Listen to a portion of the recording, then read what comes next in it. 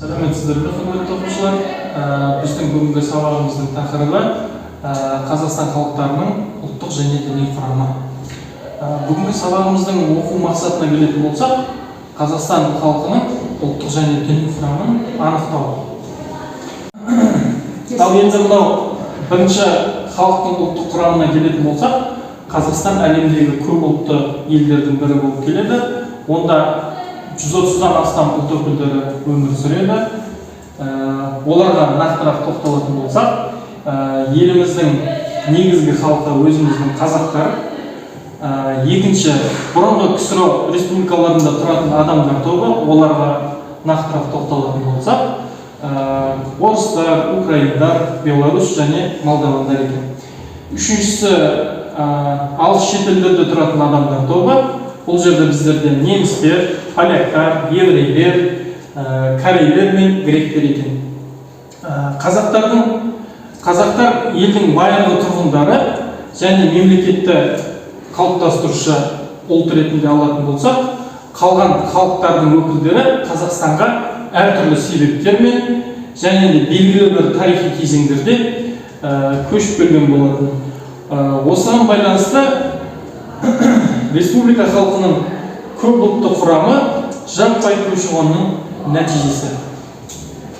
Мемлекетіміздің негізін қалаушы этнос дегеніміз, яғни ұлт, бұл өзіміздің қазақ ұлты. Екінші орында тұрған халық санының басымдылығы бойынша екінші орында тұрған бізде орыстар.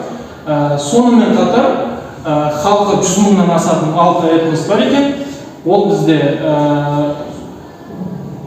осы 8 ұлт бірігіп Қазақстан халқының 96%-ын құрайды екен. Енді мына жерде балалар диаграммаға назар аударатын болсақ, жаңағы айтып өткендей, еліміздің негізін құрушы өзіміздің қазақ ұлты, яғни бұл жерде қазақ ұлты басым болып көрсетілген. Одан кейінгі екінші орындағы басым ұлт өкілдері ол бізде орыстар, қалғаны украин, өзбек, неміс, татар, ұйғыр және де өзге ұлт өкілдері екен. Ал енді мынау халқымыздың діни құрамына тоқталатын болсақ, халықтың ұлттық құрамы мен діни сенімі бір-бірімен тығыз байланысты болып келеді. Олар саяси және әлеуметтік өмірге, тұрмысқа, адамдардың мәдениеті мен әдет-ғұрпына, демографиялық және этнографиялық процестерге өз әсерін тигізеді екен. Әлемдік, яғни жер бетінде таралған 3 дін бар. Ол бізде ислам, христиан және будда діні екен.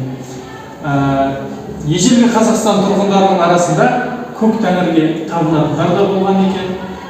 Біздің дәуіріміздің 8-ші ғасырында оңтүстік аудандарға болашақ әлемдік діндер кіре бастаған. Бірақ араб халифатының діні, ислам діні бұл кезде берік орнап болған болатын. 960 жылы ол мемлекеттік дін болып жарияланып, Қараханиттер мемлекеті Қазақстан жеріндегі алғашқы мұсылман мемлекеті болды.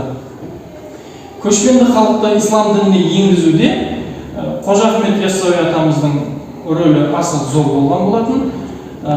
Түрік халықтары оны Мұхаммед пайғамбардан кейінгі қасиетті адам ретінде санаған.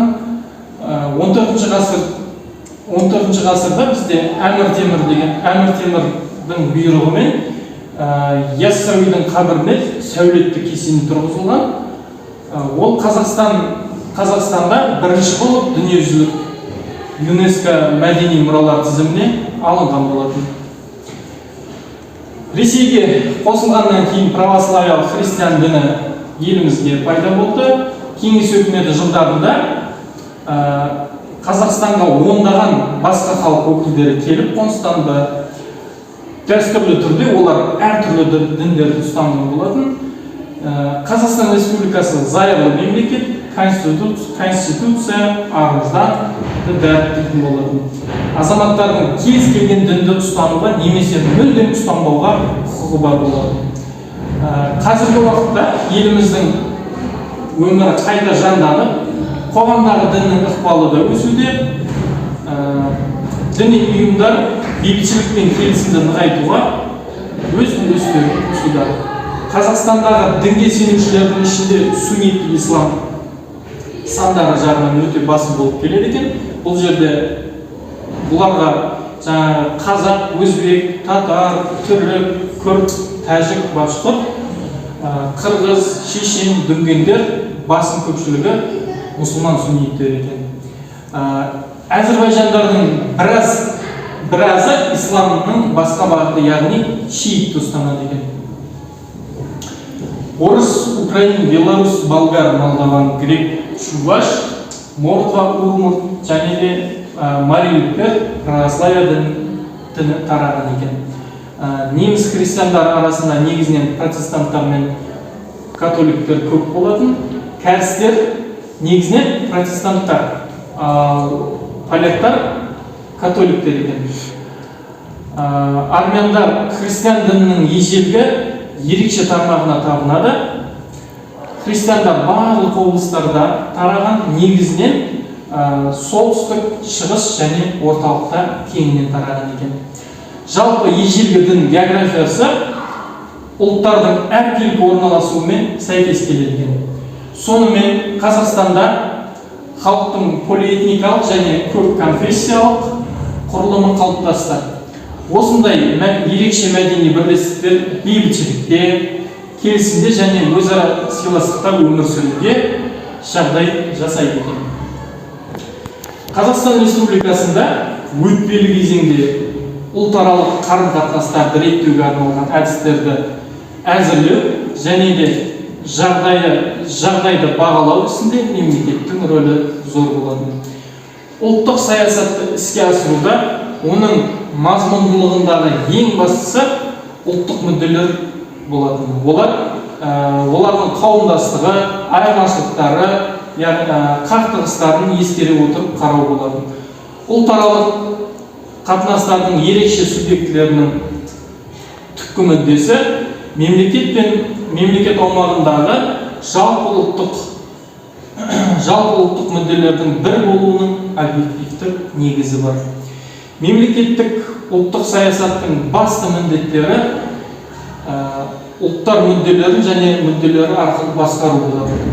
Қазақстан демократиялық өзгерістердің ажырамайтын бөлігі, адам құқығын сақтау, барлық ұлттық топтардың еркін дамуына қолайлы жағдай туғызу, ұлтаралық қарым-қатынастарды гуманизациялау, республикада татулық пен тұрақтылықты қамтамасыз ету. Енді балалар, сабағымызға кері байланыс бере өтейік. Бұл жерде бірінші сұрақ өздеріңізге қойылатын, жаңағы этнография ғылымы нені зерттейді? Ал Сиязбай айтып өте ғой. Этнос халық графия зерттеу, яғни халықты зерттеу, сипаттау деген мағынада айтылады.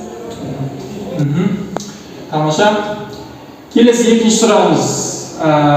Қазақстан халқының ұлттық құрамын қанша ұлт құрайды және оның негізгі құрамы?